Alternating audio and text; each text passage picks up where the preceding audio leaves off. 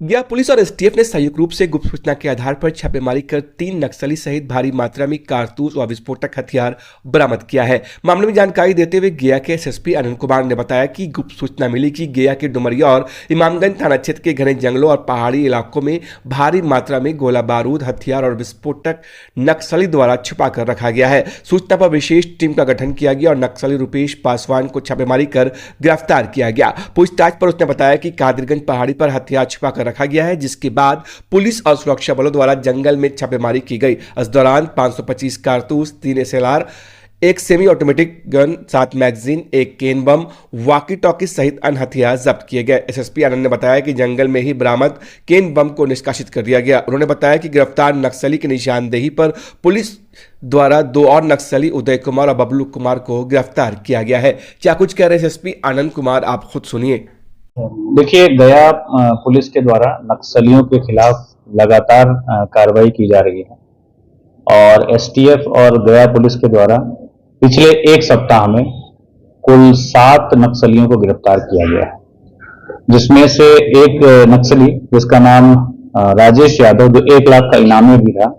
उसको महाराष्ट्र के रायगढ़ से गिरफ्तार किया गया था। आप लोग को बताया भी गया था 30 तारीख को उसकी गिरफ्तारी हुई थी। कल एक बड़ी सफलता नक्सलियों के विरुद्ध अभियान में गया पुलिस और एसटीएफ को मिली है,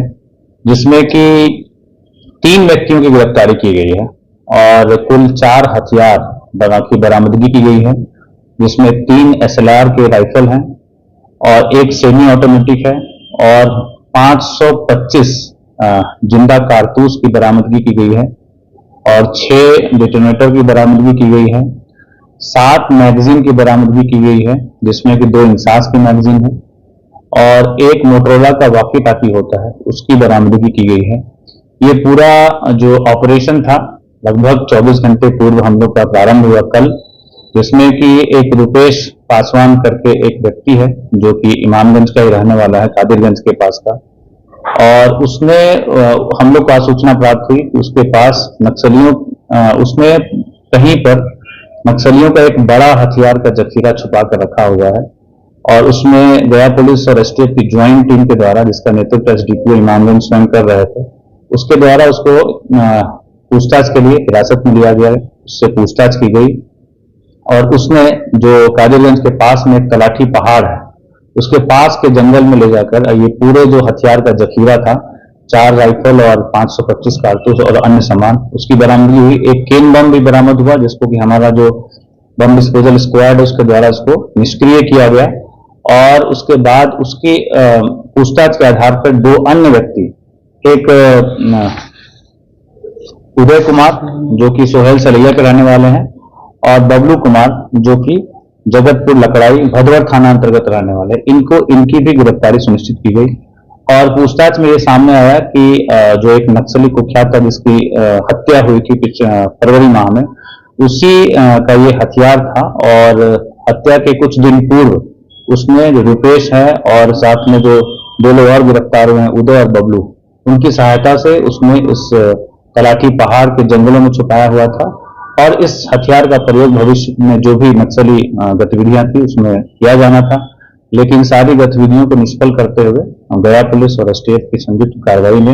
यह सफलता प्राप्त हुई है और पिछले 1 सप्ताह में कुल 7 नक्सलियों की गिरफ्तारी की गई है, जिसमें एक नक्सली गिरफ्तारी राज्य के बाहर रायगढ़ महाराष्ट्र से की गई है। ये जो अभियान है नक्सलियों के खिलाफ, ये गया पुलिस का निरंतर जारी रहेगा और जो भी लोग इन गतिविधियों में लिप्त हैं उनके खिलाफ कड़ी से कड़ी कार्रवाई की जाएगी। सर, नक्सल प्रभावित क्षेत्र में लगातार पुलिस को सफलता मिल रही है। हम लोग की ये कार्रवाई लगातार चल रही है। आपको पता है कि यहाँ पे अर्धसैनिक बल की भी कंपनियां तैनात, एसटीएफ भी लगातार इसमें काम करके, गया पुलिस जितने भी फोर्सेज इसमें काम कर रहे हैं सबके साथ मिलकर एक प्रभावी कार्रवाई की जा रही है, जिसमें कि न सिर्फ नक्सली पकड़े जा रहे हैं बल्कि उनके जो हथियार हैं वो भी पकड़े जा रहे हैं। और इसमें एक और महत्वपूर्ण बिंदु है कि जो